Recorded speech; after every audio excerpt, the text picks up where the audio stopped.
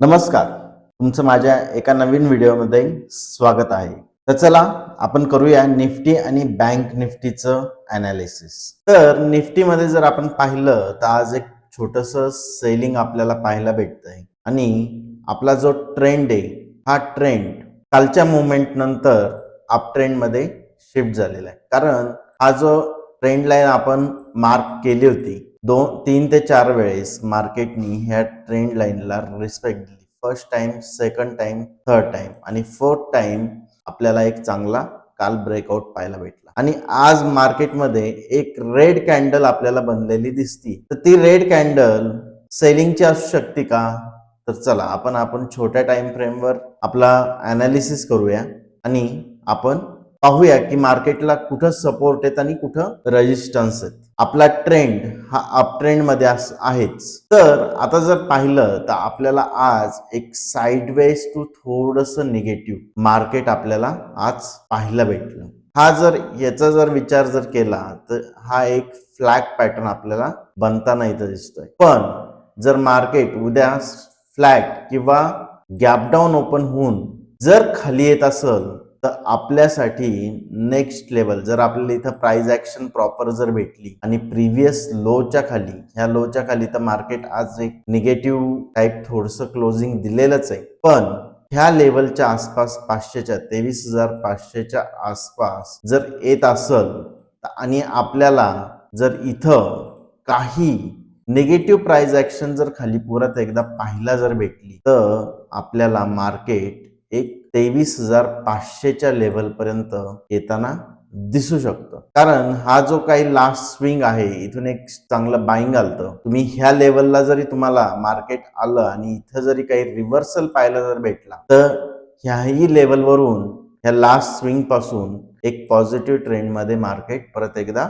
Convert होऊ शकतं. Already positive trend मार्केटमध्ये आहे. अजून ट्रेंड आपला निगेटिव्ह मध्ये कन्वर्ट झालेला नाही. जर मार्केट ह्या 500च्या लेवलच्या जर खाली येत असेल तर मार्केट परत एकदा निगेटिव्ह ट्रेंड मध्ये जाऊ शकतं आणि आपल्याला एक मोठी मुवमेंट निफ्टीमध्ये पाहायला भेटू शकते. पण आपला जो ट्रेंड आहे तो अप ट्रेंड मध्ये शिफ्ट झालेला आहे. जोपर्यंत ह्या लेवलला किंवा 500च्या आसपास त्या लेवलला आपल्याला काही पॉझिटिव्ह प्राइस ऍक्शन जोपर्यंत दिसत नाही तोपर्यंत आपण कोणतीही ट्रेड प्लॅन करणार नाहीये. आणि जेव्हा ह्या जे सपोर्ट्स आहेत आपले ह्या सपोर्ट्सला जर काही पॉझिटिव्ह प्राइस ऍक्शन आपल्याला जर भेटली तर आपण एक पॉझिटिव्ह ट्रेंड फॉलो करणार आहे. आणि जर उद्या मार्केट हे कंटिन्युएशन मध्ये जर खाली येत असेल आणि आपल्याला जर काही signal market sideways either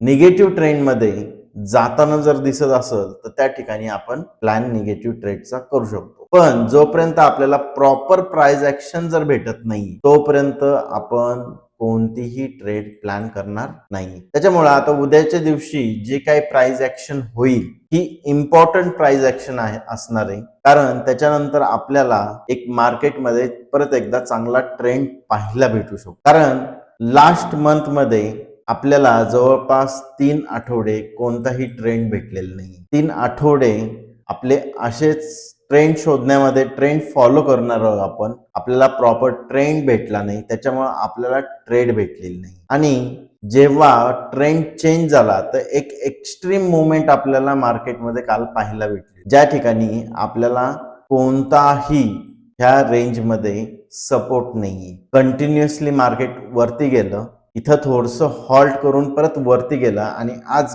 gap up होऊन मार्केट वरती जात आहे. त्याच्यामुळं हा जो मधला लो एक जो बनलेला आहे याच्या जर खाली मार्केट जर निघायला लागलं तर आपण एक निगेटिव्ह साठी ट्रेड प्लॅन करू शकतो 23,500च्या लेवल पर्यंत. आणि जर इथं काही मार्केट परत येऊन जर काही रिव्हर्सल घेत असेल तर ह्या ठिकाणी ह्या पूर्ण एरियामध्ये कुठेही जर आपल्याला वाटलं की आता पॉझिटिव्ह प्राइस ऍक्शन बनतीये आणि आपल्याला एक चांगला स्टॉप लॉस जर भेटतोय तर ह्या ठिकाणी आपण एक ट्रेड प्लॅन करू शकतो. त्याच्यामुळं आता उद्या होणारी प्राइस ऍक्शन आज कम्प्लिटली जवळपास साइडवेज टू निगेटिव्ह ट्रेंड मध्येच मार्केट राहिलं आणि एक डायसी मुवमेंट आपल्याला मार्केटमध्ये भेटलेली. तर त्याच्यामुळं उद्याच्या मार्केटवर पुढचं आपलं रिएक्शन डिपेंड राहील. तर चला आता आपण बँक निफ्टी पाहून घेऊया. जर बँक निफ्टी मध्ये जर पाहिलं तर बँक निफ्टी सुद्धा आज कम्प्लिटली एका रेंज मध्ये राहिलेली. मार्केट पूर्णपणे गॅप अप ओपन होऊन